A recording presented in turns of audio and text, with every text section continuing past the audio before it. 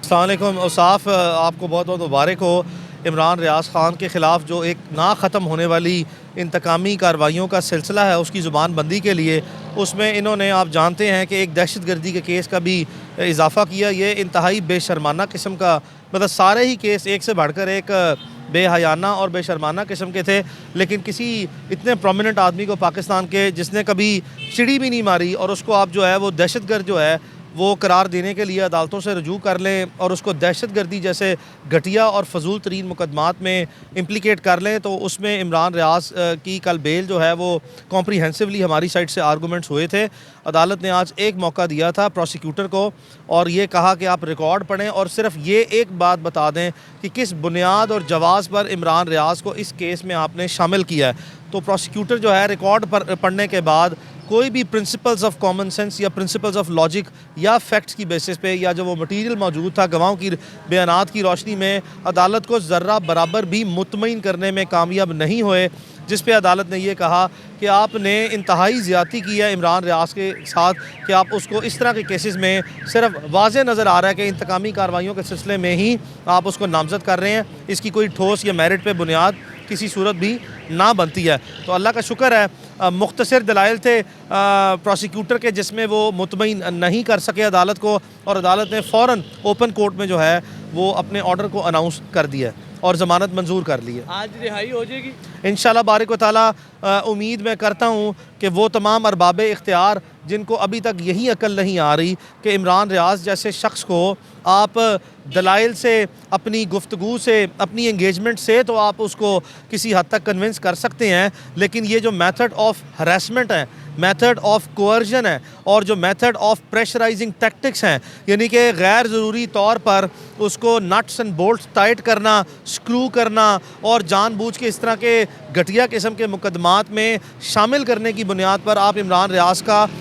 As a person उसको break नहीं कर सकते, बिकॉज उसने बड़ी स्ट्रॉन्ग किस्म की कमिटमेंट जो है टूवर्ड्स इस प्रोफेशनल एंड पर्सनल रिस्पॉन्सिबिलिटीज़, जो जर्नलिस्टिक रिस्पॉन्सिबिलिटीज़ हैं, उसकी तरफ उसने जो कमिटमेंट का लेवल पाकिस्तान में शो किया है कि उसने एक अनब्रेकेबल किस्म के अपने स्टैंडर्ड्स जो हैं वो सेट किए हैं और मैसिवली जाइगेंटिकली वो विक्टिमाइज़ हुआ और रिपीटेडली हुआ और इतनी मरतबा हुआ कि पाकिस्तान की तारीख़ में किसी सहाफ़ी को इस हद तक, इस लेवल पे ज़िंदा रहते हुए, आई रिपीट ज़िंदा रहते हुए विक्टिमाइज़ नहीं किया गया। तो अब उसके साथ कोई ना कोई मेथड ऑफ इंगेजमेंट के थ्रू ही, डायलॉग के थ्रू ही जो है वो अपने मामलात को हल कर सकते हैं। ये मुमकिन नहीं है कि इमरान रियाज को आप बार बार जो है वो इस तरह के भोंडे फजूल किस्म के मुकदमों में डालें, उसकी फ़ैमिली को जो सा इन्वॉल्व करें, कभी एंटी करप्शन में जाते हैं, कभी बेशर्माना तरीके से FBI में जाते हैं, वहाँ से निकलते हैं तो FIA के दफ्तर में दौड़ते हैं, वहाँ से निकलते हैं तो पंजाब पुलिस के दफ्तर में जाते हैं। ये कार्रवाइयाँ जो हैं उससे आप अपना ही नुकसान कर रहे हैं। कोई शक नहीं है कि आपने इमरान को मैसिवली विक्टिमाइज़ किया,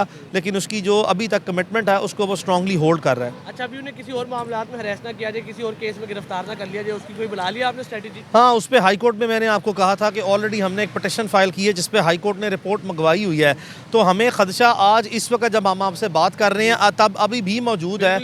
हाँ, जिसके हमने अपनी हद तक कम अज़ कम जो है वो अपने अपने प्रोफेशनल पैरामीटर्स में इमरान के स्ट्रॉन्ग डिफेंस के लिए अपनी तैयारी की हुई है इंशाल्लाह बारिक ताला। और अल्लाह का शुक्र है कि इमरान रियाज के पास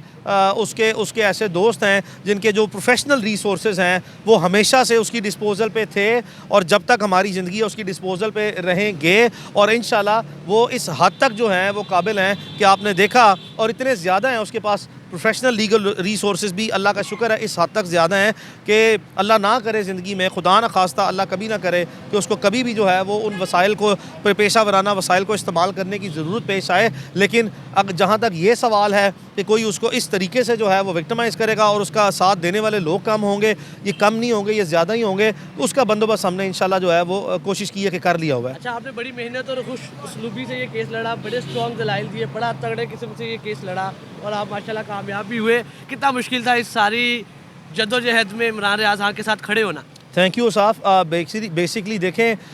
बात यह है कि मेरा बचपन का दोस्त है, उस पर जब मैं उसके काम को समझता भी हूँ, उसकी नोयत को, उसके असूल पसंदी को भी बड़ी अच्छी तरह बखूबी जानता हूँ। यकीनी तौर पर मुझे नहीं पता था कि बड़ा होकर उसने साफ़ी बनना है, और उसको नहीं पता था कि मैंने बड़ा होकर वकील बनना है। लेकिन चूँकि एक दूसरे के जहन को अच्छी तरह हम जानते हैं, पहचानते हैं, बहुत सी ऐसी बातें हैं जो हम मीडिया पर नहीं करते आपस में, और आपस में बैठ के बातें करते हैं, तो मैं उसका